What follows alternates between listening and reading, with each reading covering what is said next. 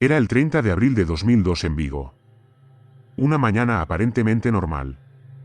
Débora salió de su casa como hacía muchas veces, con la intención de hacer deporte. Era una rutina habitual, algo que su familia conocía bien. No había nada extraño en su comportamiento, no hubo discusiones, no hubo señales de alarma. Simplemente salió a correr y dijo que volvería en poco tiempo. Pero ese vuelvo ahora nunca llegó. Al principio, como ocurre en muchos casos, la preocupación tardó en convertirse en miedo. Un retraso podía tener muchas explicaciones. Pero las horas pasaban, el tiempo avanzaba y Débora no daba señales de vida.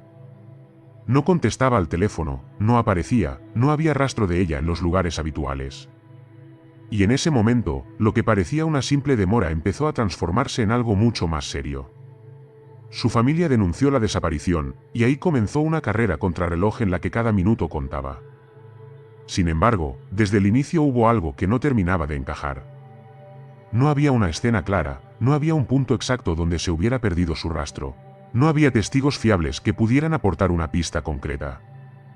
Era como si se hubiera desvanecido en pleno día. Los primeros días de búsqueda fueron intensos pero también confusos. Se rastrearon zonas cercanas, caminos, áreas por donde solía correr, pero no apareció nada concluyente.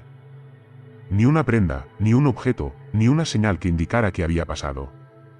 Ese vacío inicial es uno de los aspectos más críticos en cualquier investigación, porque cuando no hay una base sólida desde el principio, todo lo que viene después se construye sobre incertidumbre. Y eso fue exactamente lo que ocurrió aquí. Durante esos días empezaron a surgir hipótesis. Se habló de un posible atropello, de un encuentro fortuito que terminó mal, de la intervención de terceras personas. Pero ninguna teoría tenía el respaldo suficiente para convertirse en una línea clara de investigación.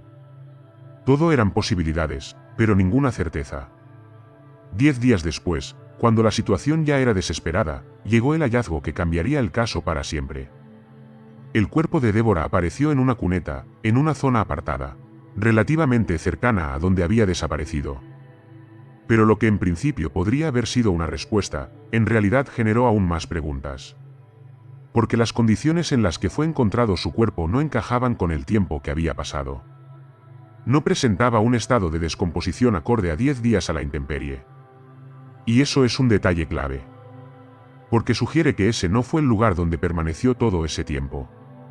Sugiere que el cuerpo pudo haber estado en otro sitio y fue trasladado después. Y si eso es así, implica algo aún más inquietante, que alguien lo mantuvo oculto durante días. La autopsia tampoco ofreció una respuesta clara. Se detectaron signos de violencia, pero no se pudo establecer con precisión la causa exacta de la muerte ni el momento concreto en que ocurrió. No había una narrativa forense contundente que permitiera reconstruir lo sucedido con seguridad. Y ahí es donde el caso empieza a romperse. Porque cuando no hay una causa clara, cuando no hay una cronología definida, cuando no hay una escena del crimen identificada, la investigación se vuelve mucho más compleja. Todo depende de indicios, de interpretaciones, de decisiones que pueden marcar el rumbo del caso para siempre. A medida que avanzaban las semanas, la investigación comenzó a centrarse en el entorno de Débora. Amigos, conocidos, personas cercanas, cualquiera que pudiera haber tenido contacto con ella en los días previos. Pero ninguna de esas líneas terminó de concretarse en una acusación firme. Se habló de comportamientos sospechosos, de contradicciones en algunos testimonios, de posibles encubrimientos. Pero nada fue lo suficientemente sólido como para sostener una imputación clara. Y mientras tanto, el tiempo seguía pasando, enfriando las pistas, debilitando las pruebas y complicando cada vez más la posibilidad de resolver el caso. Con los años, lo que más peso ha tenido en esta historia no es solo el crimen, sino la forma en que se investigó. Se han señalado errores, se han cuestionado decisiones. Se ha hablado de fallos en la recogida y análisis de pruebas, de retrasos que pudieron ser determinantes. Esos primeros momentos, que en cualquier investigación son cruciales, aquí quedaron marcados por la falta de claridad. Y cuando un caso empieza con dudas, es muy difícil que termine con certezas. La familia de Débora nunca dejó de buscar respuestas.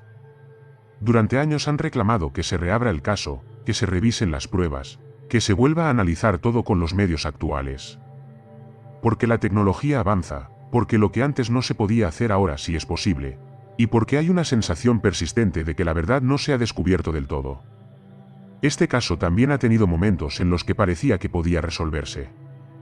Nuevas líneas de investigación, posibles sospechosos, indicios que apuntaban en una dirección concreta. Pero una y otra vez, esas esperanzas se diluían. Nada terminaba de cerrarse. Nada llegaba a convertirse en una verdad judicial firme. Y eso es lo que hace que esta historia siga viva. Porque no es solo una desaparición que terminó en muerte. Es un caso que deja la sensación de que algo se escapó, de que hubo piezas que no encajaron en su momento, de que quizás hubo una oportunidad de resolver lo que se perdió y que ya no se puede recuperar. ¿Qué pasó realmente en esas horas en las que Débora desapareció? ¿Fue un encuentro fortuito que terminó en violencia o hubo algo más detrás? ¿Por qué su cuerpo apareció en esas condiciones? ¿Dónde estuvo durante esos 10 días? ¿Quién tuvo el control de la situación durante ese tiempo? Son preguntas que siguen abiertas. Preguntas que no tienen una respuesta clara y que, con el paso del tiempo, se vuelven cada vez más difíciles de resolver. Porque la memoria se borra, las pruebas se degradan, los detalles se pierden. Y lo único que queda es una historia incompleta. Una historia que no termina. Una historia que sigue generando inquietud precisamente porque no tiene un final claro. Y si te interesan este tipo de casos reales, historias que siguen abiertas, que generan debate y que te hacen cuestionar lo que ocurrió realmente, suscríbete ahora mismo porque en este canal vas a encontrar muchos más casos como este, donde la verdad no siempre es tan evidente como parece y donde cada detalle puede cambiarlo todo.